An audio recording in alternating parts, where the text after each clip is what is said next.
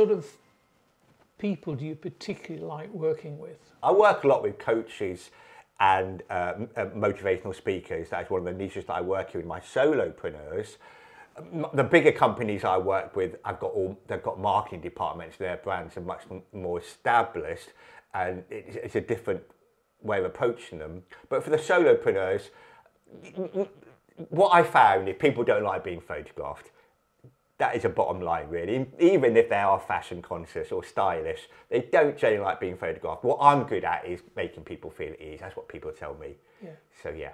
Yeah. But I suppose somebody that's extrovert, maybe a speaker from the stage, or somebody that coaches, so they're used to an audience. Yes. They're probably a little bit more extrovert, egotistical, and are quite happy to have a camera trained on them. There's a lot of photographers about, and there's a lot of would-be photographers, because nowadays with a smartphone, everybody's suddenly a photographer. And I think that I think that's a good thing, because it gets people appreciating the camera and images, etc. Exactly right, Paul. When it comes to paying for photography, what skill set do you think it's important to have as a professional photographer?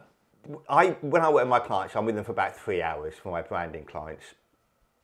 And I work with assistants, so we can get lots of lighting setups done, so they end up with lots of images at the end as well.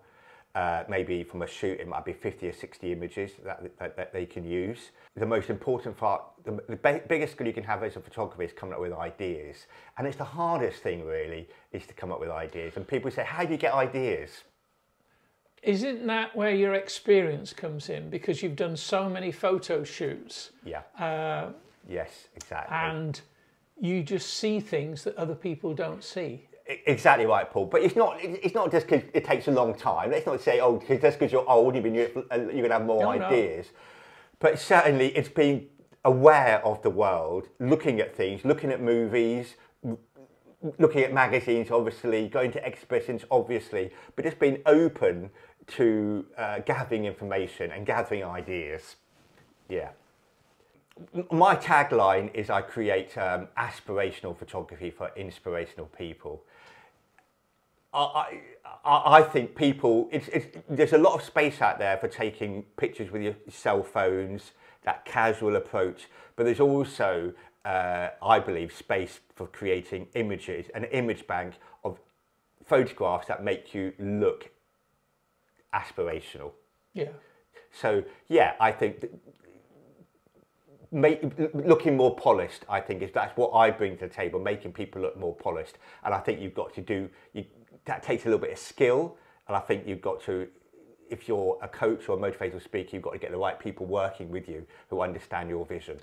Yeah. That's not dissimilar to a musician, is it? And That's I right, found exactly. that I like watching concerts on, say, YouTube, etc.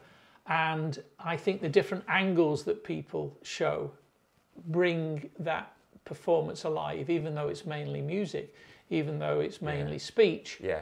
It's the different angles that can, bring that alive. Yes, definitely. And the different emotions as well that you can capture with a camera. It always amazes me how I can just spend half an hour photographing somebody and every frame is completely different. So yeah, and also the skill in trying to work out what is the right image for that person, which is the right brand for that person. And that's maybe why I'm drawn to working with speakers and coaches, is because I've got the teaching side to me and I've got the stage side to me. So I can, it's a bit empathic to that. Yeah.